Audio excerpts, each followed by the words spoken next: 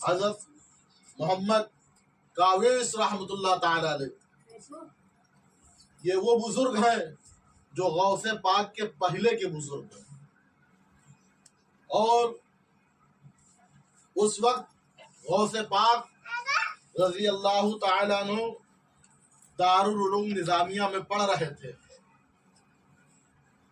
لیکن ان کا بڑا شہرت تھی، 70 بادشاہ آپ کے مرید تھے اور وہ اللہ والے تھے، اور جیسے کہ میں نے بتایا جس کا نام محمد یا علی ہے وہ کسی چیز کے مالک و مختار نہیں، اور قرآن یہ کہہ رہا ہے نحن اولیاؤکم فی الحیات الدنیا و فی الآخرہ، یہ اللہ کے ولی دنیا اور آخرت میں مدد فرمانے والے ہیں۔ جب اللہ کے ولی کا عالم یہ ہے تو نبی کا عالم کیا ہو؟ سبحان اللہ۔ اسی کی ترجمانی کرتے ہوئے اعلیٰ حضرت فرماتے ہیں میں تو مالک ہی کہوں گا کہ ہو مالک کے حبیب، میں تو مالک ہی کہوں گا کہ ہو مالک کے حبیب، یعنی محبوب و محب میں نہیں میرا تیرا، یعنی محبوب و محب میں نہیں میرا تیرا۔ حضرت محمد کاویس رحمت اللہ تعالی علیہ بغداد کی سرزمین پر واعظ فرمایا کرتے تھے، لوگوں کو نصیحت کیا کرتے تھے۔ اب یہ غوث پاک کا بچپنے کا عالم ہے، بچپنے کے عالم میں آپ مجلس میں جاتے ہیں اور محمد کاویس رحمت اللہ تعالی علیہ کی نگاہ غوث پاک پہ پڑتی ہے۔ حدیث شریف ہے اتقوا فراست المومنین فإنہ ینظر بنور اللہ، کہ مومن کی فراست سے ڈرو کیونکہ وہ اللہ کے نور سے دیکھتا ہے، یعنی وہ ماتھے کی نگاہوں سے لوح محفوظ کو دیکھ لیا کرتا ہے، باطن چیزوں کو جان لیا کرتا ہے۔ محمد کاویس رحمت اللہ تعالی علیہ کے عالم میں جب غوث پاک کو دیکھتے ہیں، اب دیکھنے کے بعد حکم فرماتے ہیں فلاں بچے کو مجلس سے باہر کر دیا جائے۔ بچے کو غوث پاک کو باہر کر دیا جاتا ہے، لیکن غوث پاک رنزیدہ نہیں ہوتے ہیں، دوبارہ تشریف لے آتے ہیں۔ پھر آپ واعظ فرما رہے ہیں اور پھر دیکھتے ہیں نگاہ پڑتی ہے، پھر کہتے ہیں بچے کو باہر کر دیا جائے، پھر باہر کر دیا جاتا ہے۔ غوث پاک جو ہے پھر محفل میں آ کر بیٹھ جاتے ہیں، واعظ فرما رہے ہیں محمد کاویس رحمت اللہ تعالی علیہ، پھر اعلان فرماتے ہیں کہ بچے کو باہر کر دیا جائے۔ گویا لوگوں کی نظریں صرف بچپنے کے عالم میں جب غوث پاک ہیں تو ان کی طرف لوگ مخاطب ہو گئے کہ آخر یہ کون سا بچہ ہے جو بار بار آ رہا ہے اور بار بار محمد کاویس رحمت اللہ تعالی علیہ اس کو باہر کر رہے ہیں۔ اللہ اللہ، پھر غوث پاک پھر مجلس میں آ جاتے ہیں، پھر اللہ وہ کے جو ولی رہتے ہیں محمد کاویس رحمت اللہ تعالی علیہ وہ غوث پاک کو فرماتے ہیں کہ اس کو میرے بچے کو میرے پاس لے آیا جائے۔ اللہ اللہ، جب وہ بچے کو پاس لاتے ہیں تو آپ جو ہے پیشانی چومتے ہیں اور اپنی تسبیح دیتے ہیں، مصلی دیتے ہیں، نوازتے ہیں نام اکرام سے، اور وہیں پہ اعلان فرماتے ہیں کہ میں نے یہ دیکھا ہے کہ میں یہ جو بچہ ہے آنے والے وقت میں قطب الاقطاب ہوگا، غوث اعظم ہوگا۔ اللہ اللہ، میں اس کو محفل سے اس لیے نہیں باہر کر رہا تھا کہ میں اس کو رسوا کروں یا ذلیل کروں، بلکہ زمانہ دیکھ لے، لوگ جو ہے اس کی طرف منتظر ہو جائے کہ یہی وہ بچہ ہے کہ آنے والے وقت میں غوث اعظم ہوگا، ولیوں کا شہنشاہ ہوگا، ولیوں کا بادشاہ ہوگا۔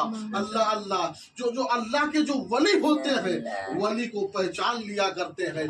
اس طریقے سے آپ نے پہلے ہی بشارت فرما دی۔ اللہ اللہ، غوث پاک رحمت اللہ تعالی علیہ، اور یہی سوال جب حضرت محمد کاویس سے کیا جاتا ہے تو وہ یہ کہتے ہیں کہ بھائی یہ غوث پاک کو باہر محفل سے کیا جا رہا تھا، اس کا مطلب یہ نہیں کہ میں اس کو اپنی تقریر سے محروم کروں، بلکہ مطلب یہ تھا ایک طرف تو ان کو باہر کیا جا رہا تھا، لوگوں تو دکھایا جا رہا تھا، دوسری طرف سے پاک کے صبر تحمل کا امتحان ہو رہا تھا۔ جو اللہ کے ولی کہ آپ کو باہر کیا جا رہا ہے لیکن پھر محفل میں آ جا رہے ہیں اللہ اللہ، اور آپ نے جو ہے وہاں سے بشارت دی کہ یہ وہ بچہ ہوگا جو آنے والے وقت میں جو ہے یہ اعلان فرمائے گا قدمی حاذی علی رقبۃ کل ولی اللہ، کہ میرا یہ قدم تمام اولیاء اللہ کی گردن پر۔ سبحان اللہ سبحان اللہ، ہمارا واقعی بتا دیں اور تمام اولیاء اللہ کے جب وہ وقت آیا غوث پاک نے اعلان فرمایا قدمی حاذی علی رقبۃ کل ولی اللہ، تو جتنے ولی جہاں جہاں موجود تھے سب نے اپنی گردن کو جھکا دیا، اور سورا خان کے جنگلوں میں خواجہ غریب نواز محب عبادت تھے۔ غوث پاک ارشاد فرماتے ہیں یا معین الدین انت سلطان الہند، جا میں نے تمہیں ہندوستان کا بادشاہ بنا دیا۔ سبحان اللہ سبحان اللہ، تو میرے خواجہ تو ہندوستان کے راجا ہیں، میرے خواجہ تو ہندوستان کے راجا ہیں، بڑے ادب سے حکومت سلام کرتی ہے، بڑے ادب سے حکومت سلام کرتی ہے۔ اور یہ جو بریلی کے مفتی مصطفیٰ رضا خان مفتی اعظم ہند علیہ الرحمہ نے یہ جو شعر لکھا ہے کہ یہ دل یہ جگر یہ آنکھیں یہ سر ہے جہاں چاہو رکھو قدم غوث اعظم، یہ ان کی ولایت پہ دلالت کر رہا ہے کہ یہ جو ہے وہ جو مصطفیٰ رضا مفتی اعظم ہند ہے یہ کوئی اور ذات کا نام نہیں ہے بلکہ اللہ کے ولی کامل کی ذات کا سبحان اللہ۔ نعرہ تکبیر، نعرہ رسالت، مسلک اعلی حضرت حضور مفتی اعظم ہند حضور تاج الشریعہ جناب حافظ غفران نجری صاحب قبلہ، وہ مجھ کو پکارے تو میں اس کی فریاد کو سنتا ہوں اور اس کی جو ہے رہائی کا انتظام کروں گا۔ بہت سی ایسی باتیں ہیں لیکن آئیے بس ایک آخری گفتگو آپ سماعت فرما کے انشاءاللہ میں اپنی تقریر کا اختتام کر رہا ہوں۔ آئیے ایک مرتبہ حصول برکت کے لیے درود پاک پڑھیں، اللہم محمد صلی اللہ علیہ وسلم نحن عباد محمد صلی اللہ علیہ وسلم صلو علیہ صلاۃ و سلام علیک یا سیدی یا حبیبی یا رسول اللہ صلی اللہ تعالی علیہ وسلم۔ ایک بزرگ ہے جن کا نام حضرت زکریا بہاؤالدین زکریا رحمۃ اللہ تعالی علیہ، بہاؤالدین زکریا ملتانی رحمۃ اللہ تعالی علیہ۔ ان کی بارگاہ میں ایک عورت آتی ہے اور کہتی ہے کہ میرے کوئی اولاد نہیں ہے، اور لوح محفوظ کی طرف دیکھتے ہیں، الٹی ہی چال چلتے ہیں، دیوانے غانے عشق آنکھوں کو بند کرتے ہیں دیدار کے لیے۔ کہ جب وہ آنکھیں بند کر رہے ہیں تو ان کا بظاہر آنکھیں بند کرنا ہے لیکن جو ہے اس کے مقدر کو وہ دیکھ رہے ہیں کہ اس کا لیکن دل ایمان سے روشن ہے، اللہ کے ولی کے پوتے ہیں۔ اس عورت کو دیکھتے ہیں روتے ہوئے، کہتے ہیں مائی تو کیوں رو رہی ہے؟ کہا بیٹے کیا بتاؤں، یہ تمہارے بس کی بات نہیں۔ کہا مائی بتا دے کیا بات ہے، کیوں روتی ہے؟ کہا میں تمہارے دادا امجد کے پاس گئی تھی اور ان سے اولاد کے لیے کہا تھا، لیکن انہوں نے جو ہے فرما دیا ہے کہ جا بیٹی تیرے تقدیر میں کوئی اولاد نہیں ہے۔ تو شاہ رکن عالم فرماتے ہیں اے بھائی تجھے مانگنے کا طریقہ نہیں آتا، طریقہ میں سکھاتا ہوں، لیکن دادا جان سے میرا نام نہ بتانا۔ کہا کیا مطلب؟ کہا ہاں، دادا جان کے پاس دوبارہ جاؤ اور یہ کہنا کہ اگر میرے تقدیر میں کوئی اولاد ہوتی تو میں کیوں آپ کی بارگاہ میں آتی، تقدیر میں اولاد نہیں ہے اسی لیے تو آپ کی بارگاہ میں آئی ہوں۔ نگاہ ولی میں وہ تاثیر دیکھی، بدلتی ہزاروں کی تقدیر دیکھی۔ دعا سے تقدیریں بدل جایا کرتی ہے۔ جب اللہ کا کوئی مقبول بندہ دعا کے لیے ہاتھ اٹھا دیتا ہے تو اللہ کی رحمت جو ہے اس کے دعاؤں کو قبول فرما دیتی ہے۔ اللہ اللہ۔ اب جب ایک امید کی کرن دیکھی कि ये तरीका सिखाया है, लेने का सलीका सिखाया है। दोबारा जाती है और कहती है हुजूर मुझे मालूम है कि मेरी औलाद मेरे किस्मत में नहीं है, लेकिन आप अल्लाह वाले हैं, आप जो है तकदीर को बदलने वाले हैं। रब की बारगाह में दुआ फरमा दे कि अल्लाह जो है मेरी गोद को भर दे। अल्लाह अल्लाह। अभी यहाँ कहाँ था, रास्ते में दूर दराज मकाम पर, लेकिन जो है उनके दादा मुस्कुराते हैं, कहा उम्र छोटी है लेकिन बातें बड़ी ऊंची करने लगा है। फिर निगाह बंद करते हैं और रब की बारगाह में हाजिर होते हैं, जुज्व के आलम में आते हैं और इरशाद फरमाते हैं जा बेटी मैंने तुझे 2 औलाद अता किया, 5 औलाद अता किया, 6 औलाद अता किया, यहाँ तक कि तुझे 7 औलाद अता। सुभान अल्लाह। नारे तकबीर, नारे रिसालत, अज़मते वालिदैन। तो जब आपने ये अता फरमा दिया है तो हदीस शरीफ यही है, मन कान लिल्लाहि कान अल्लाहु लह, जो अल्लाह का हो जाता है अल्लाह उसका हो जाता है। इत्तकू फरासतल मोमिनीन फइन्नहु बिनूरिल्लाह, ये मोमिन की फरासत से डरो क्योंकि वो अल्लाह के नूर से देखता है।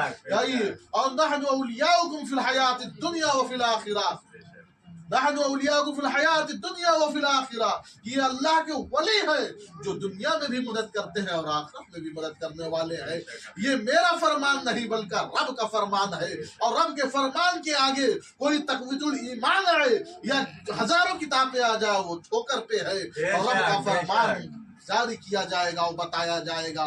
और ये कोई गौसे पाक नहीं है, वलियों के बादशाह नहीं है, कोई नबी नहीं है, एक वली है। जब वली की आजमत का ये आलम है, जब उनके गदा भर देते हैं शाहाने जमाना की झोली, मोहताज का जब ये आलम है, मुख्तार का आलम क्या होगा। नारे तकबीर, नारे रिसालत।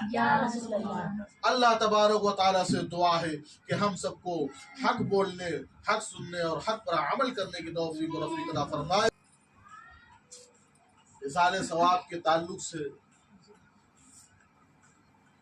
सैयद भाई का हुक्म है, और इसाले सवाब जो है ये हदीस से भी साबित है। एक इसाले सवाब भी किया जाता है, एक इसाले सवाब सवाब जारिया होता है।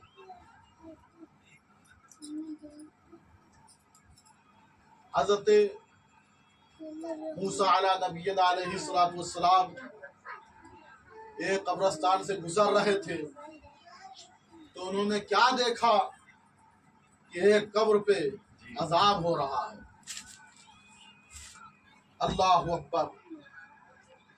मूसा अलैहिस्सलाम गुजर गए, फिर कुछ दिन के बाद उसी कब्र से गुजर हुआ, तो क्या देखा कि आज जो है अल्लाह की रहमत बरस रही है और अजाब उनसे उठा लिया गया है। तो मूसा अलैहिस्सलाम दूर पर जब रब से हम कलाम हुए, पूछा ऐ परवरदिगार आलम मामला क्या है, तो अल्लाह ने इरशाद फरमाया कि जब ये मरा था तो इसने अपना एक बच्चा छोड़ा था, वो पैदा हुआ, पैदा होने के बाद वो मदरसे में गया, और मदरसे में जाने के बाद उसने कायदा शुरू किया और बिस्मिल्लाहिर्रहमानिर्रहीम पढ़ा, और अपनी तुतली जुबान से वो मुझको रहमानिर रहीम कह रहा है, तो मुझे हया आ रही है कि मैं इसके बाप को जो है सजा दूं।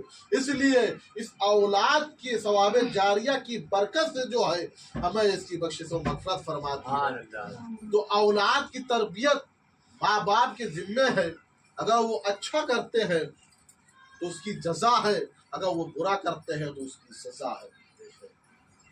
इसी तरीके से जब कोई मर जाता है तो उसकी कब्र पे इतनी देर रहना चाहिए कि जितनी देर ऊंट जबाह किया जाए और उसके टुकड़े टुकड़े करके बांट दिए जाए, जितना वक्त ऊंट को जबाह करने में और टुकड़े टुकड़े करके बांटने में लगता है, उतनी देर कम से कम वहां पर रुकना चाहिए।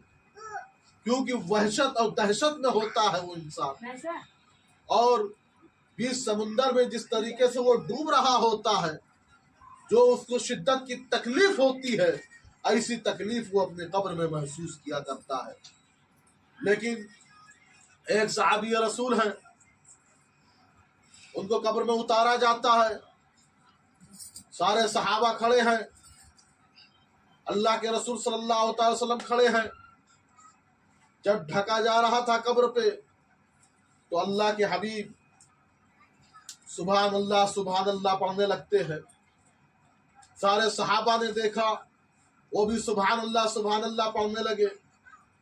تو اللہ کے حبیب اللہ اکبر کی اللہ کی وحدانیت کی کبریائی بلند کرنے لگے۔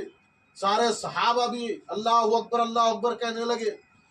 تو سارے صحابہ نے بعد میں پوچھا، یا رسول اللہ صلی اللہ تعالی وسلم، معاملہ کیا ہے کہ آپ پہلے سبحان اللہ کہہ رہے تھے، ہم نے آپ کو دیکھا ہم بھی کہنے لگے۔ تو اللہ کے غیب دانندگان ارشاد فرماتے ہیں، اس کے کچھ عمل کی کمی کی وجہ سے زمین اس کو دبا رہی تھی، اور جب اللہ کا کہا گیا سبحان اللہ میں نے کہا ہے، تو اللہ نے اس کی زمین کو وسیع فرما دیا ہے۔ اور جب میں نے شکر میں اللہ اکبر کہا ہے کہ بے شک اللہ بہت بڑا ہے۔